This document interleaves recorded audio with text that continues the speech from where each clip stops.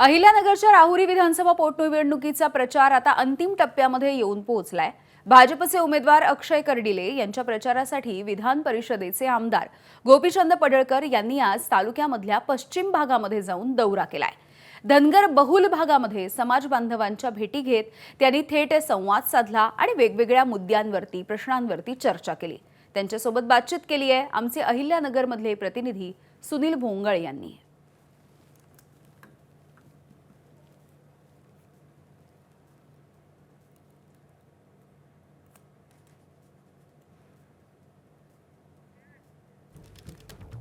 तर अक्षय कर्डिले यांना विधानसभेमध्ये पाठवा अशी मागणी पडळकरांनी केलेली आहे। राहुरी पोटनिवडणुकीचा प्रचार आता अंतिम टप्प्यात आलेला आहे।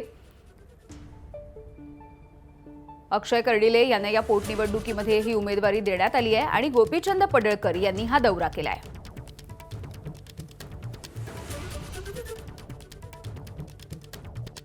या ठिकाणी जर बघितलं तर आमदार गोपीचंद पडळकर हे या ठिकाणी प्रचारासाठी आले ते त्यांच्याशी बोलणार आहोत। आपण प्रचार करता आहात, कसा रिस्पॉन्स मिळतो, काय काय प्रश्न जे आहेत तर ते आपल्या बघा, लोकांचा खूप चांगला रिस्पॉन्स आहे। अक्षय दादांच्या सोबत राहायची लोकांची भूमिका आहे। राज्याचे मुख्यमंत्री देवाभाऊ, प्रदेशाचे अध्यक्ष रवींद्र चव्हाण साहेब आणि या जिल्ह्याचे भाजपाचे नेते माननीय राधाकृष्ण विखे पाटील साहेब यांच्या नेतृत्वावरती लोकांचा विश्वास आहे। लोकांचे काही प्रश्न ते समोर येत आहेत। महत्वाचा प्रश्न मुळा धरणाचा आहे, प्रकल्पग्रस्त लोकांचा आहे। अनेक दशकं झाली लोक तिथून विस्थापित झालेले आहेत, परंतु त्यांचा प्रश्न मिटला नाही। मी लोकांना सांगितलंय, तुम्ही सगळे एकत्रित या, गटतट करू नका। राधाकृष्ण विखे पाटील साहेब आणि मुख्यमंत्री महोदयांच्या नेतृत्वात आम्ही हा प्रश्न निकाली काढू। महात्मा फुले कृषी विद्यापीठाच्या प्रकल्पग्रस्तांचा विषय आहे, त्यांचाही विषय आम्ही मार्गी लावू, त्यासाठी आम्ही प्रयत्न करू। राष्ट्रवादी शरद पवार पक्षानं बारामतीमध्ये उमेदवार दिलाय, पण राहुरीमध्ये त्यांनी दुटप्पी भूमिका घेतली।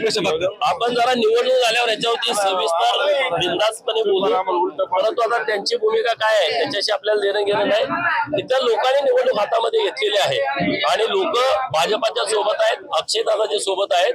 मोठ्या मताच्या फरकाने अक्षयदादा निवडून येणार।